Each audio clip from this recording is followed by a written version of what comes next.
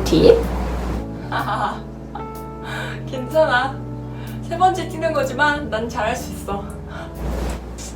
안녕하세요, 서연쌤입니다. 자, 오늘은 여러분들이 질문 주신 것 중에서 이제 막 공부를 시작하는데 어떻게 해야 될지 모르겠어요. 임용에 대한 게 뭔지 모르겠어요. 특히 국악이 너무 어려워요 하시는 분들이 굉장히 많았거든요. 여기에 대한 이야기를 드리도록 하겠습니다. 자, 먼저 임용은요, 1차와 2차 시험 이렇게 두 가지로 이루어져 있습니다. 1차 시험은 이론 시험이고요. 일반 교육학과 전공 이렇게 두 가지로 나눠져 있습니다. 2차 시험에서는 수업 시험과 면접 이렇게 두 가지를 보고 음악교과 같은 경우에는 특수하게 실기도 치고 있습니다. 그리고 경기도는 집단 토의라는 것이 또 면접 안에 들어가 있다는 것도 기억해 주시면 좋을 것 같아요. 그래서 뭘 치느냐? 자, 들어가 봅니다. 자, 일단 1차 시험을 치러 갔어요. 그러면은 60분 동안 일반 교육학을 치게 되고요. 그리고 2, 3교시는 90분 동안 전공 시험을 치게 됩니다.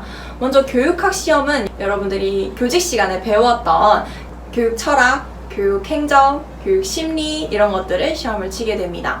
이 시험은요, 논술형으로 되어 있어요. 그런데 이 논술형을 잘 보면 4문제, 그 안에 4개의 영역이 있고요. 그거에 대해서 서술형을 4문제를 쓰면은 이걸 합치면 논술형이 되는 그런 형태예요. 그런데 논술이다 보니까 서론과 결론이 꼭 들어가야 된다는 점.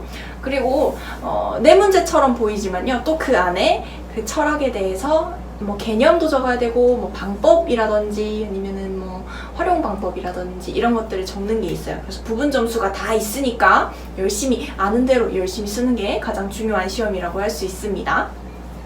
그래서 이 교육학이 100점 만점, 전체 1차 100점 만점에서 20점을 차지합니다. 20%를 차지합니다.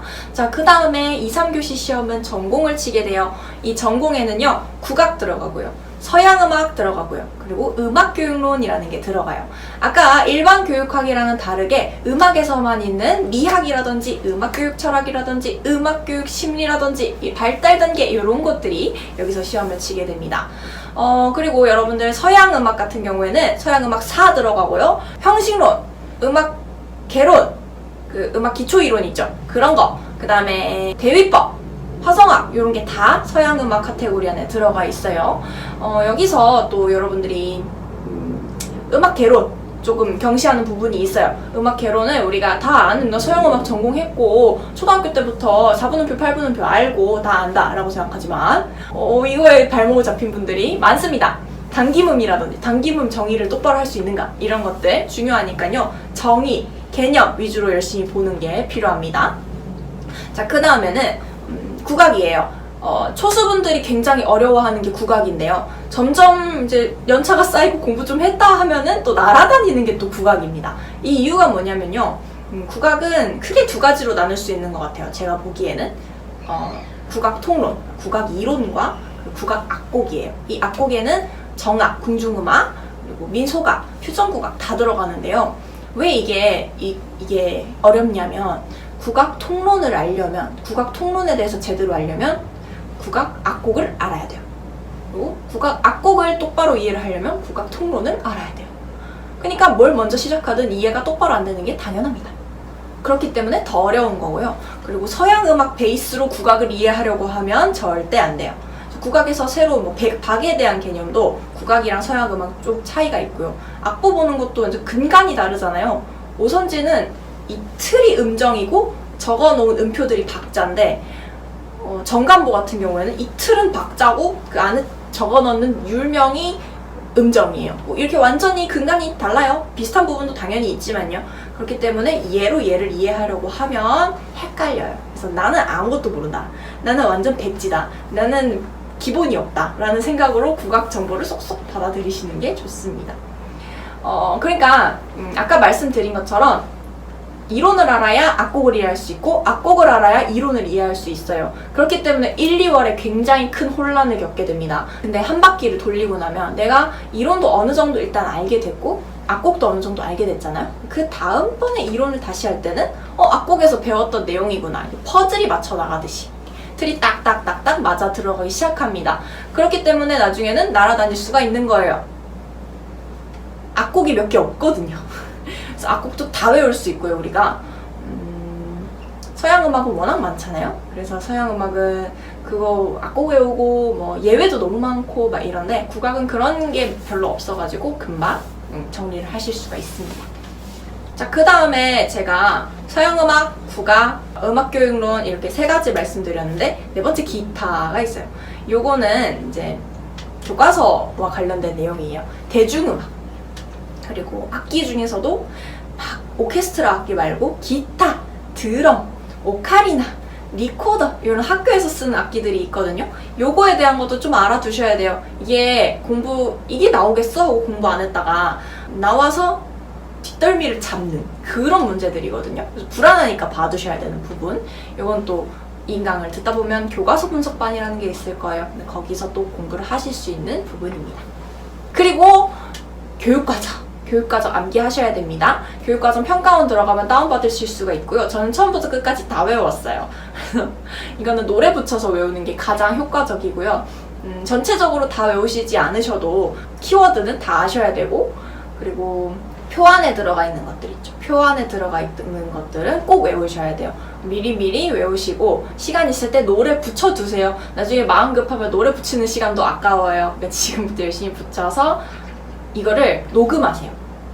핸드폰 있잖아요. 스마트폰 다 있으시잖아요. 거기다 녹음해서 자꾸 들으세요. 그럼 금방 외울 수 있어요. 꿀팁. 자, 그리고 이 전공시험은 어떻게 시험을 치느냐. 2교시, 3교시 동안 시험을 치는데요. 아까 1교시는 제가 논술이라고 말씀을 드렸죠. 2교시는 단답형 그리고 서술형이 섞여져 있고요. 그리고 3교시는 전체가 다 서술형으로 되어 있어요.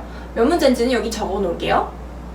몇 문제 안 되죠, 지금? 몇 문제 안 되는데 이게 통으로 채점되는 건 아니고 그 안에 보면 단답형도 그냥 하나만 띡 적는 것도 있긴 한데 기역, 니은, 빈칸 2개 뚫어가지고 기역 뭐, 니은 뭐 이렇게 써야 되는 것들이 있고요. 그리고 서술형도 적을 게 되게 많아요. 똑같이 뭐 종묘제략에 대한 문제가 나왔다고 칩시다. 그러면 종묘제략의 개념 적어야 되고 역사 적어야 되고 그다음에 안에 들어가는 악곡 적어야 되고 이런 식으로 적을 게 많아요.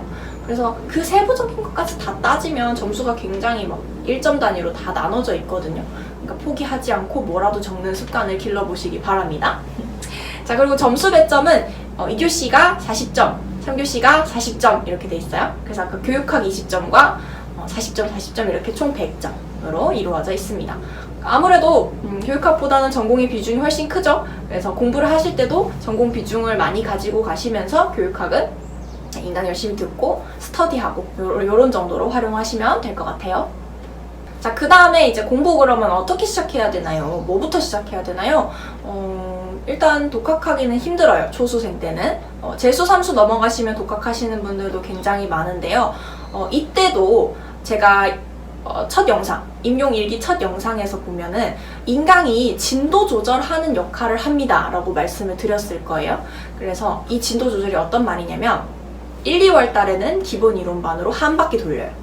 그 다음에 3, 4, 5, 6월 또는 7월까지 심화반으로 또 한 바퀴 쫙 돌려요. 1, 2월에 했던 내용을 좀 더 심층적으로 좀 더 어렵게 배우는 과정이고 그 다음에 문풀반이라는 것도 한 3개월 정도 한 다음에 마지막에 모의고사반 이렇게 됩니다. 그래서 크게 4덩어리가 있는데 만약에 독학을 하실 거라고 해도 이 4덩어리를 그대로 가지고 가시는 게 좋아요.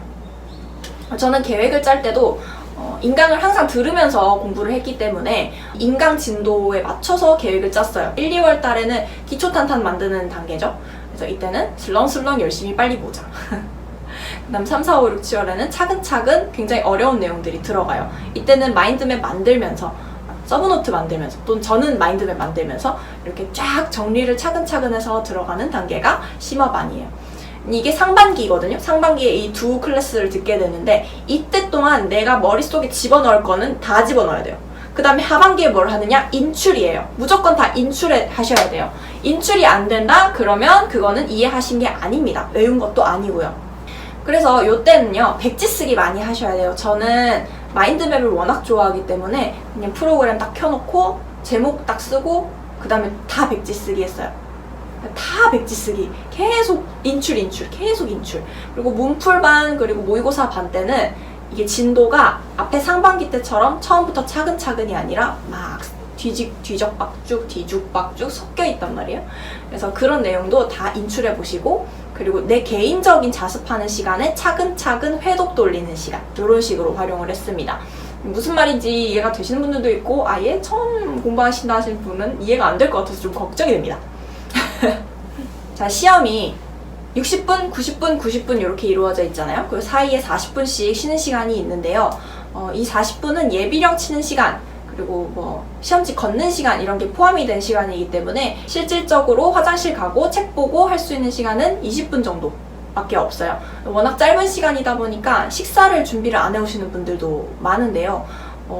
머리를 많이 쓰기 때문에 배가 고플 거예요. 그래서 식사 꼭 챙겨 드시고, 저 같은 경우에는 꼬르륵 소리가 많이 나는 편이기 때문에 꼬르륵 소리가 나면 집중이 좀 안 되고 주변 사람들한테 피해를 줄까 봐 걱정이 돼서 저는 1교시 마치고도 밥 먹고 2교시 마치고도 밥 먹었어요. 이거는 이제 실질적인 꿀팁이죠. 제가 삼수나 했으니까, 시험장을 3번이나 갔으니까. 그리고 화장실 가는 것도요. 안 급해도 일단 달리세요. 화장실 위치를 확인하고 일단 달려가세요. 왜냐면 조금이라도 늦게 가면 줄 서야 되거든요. 다리 아프잖아요. 다리 아프고 시간 아깝잖아요. 그러니까 일단 뛰어가세요. 일단 뛰어가세요. 삼수 때 제가 터득한 비법입니다. 자, 여기까지 오늘의 설명은 드리도록 할게요. 그럼 다음 영상에서 만나요. 안녕.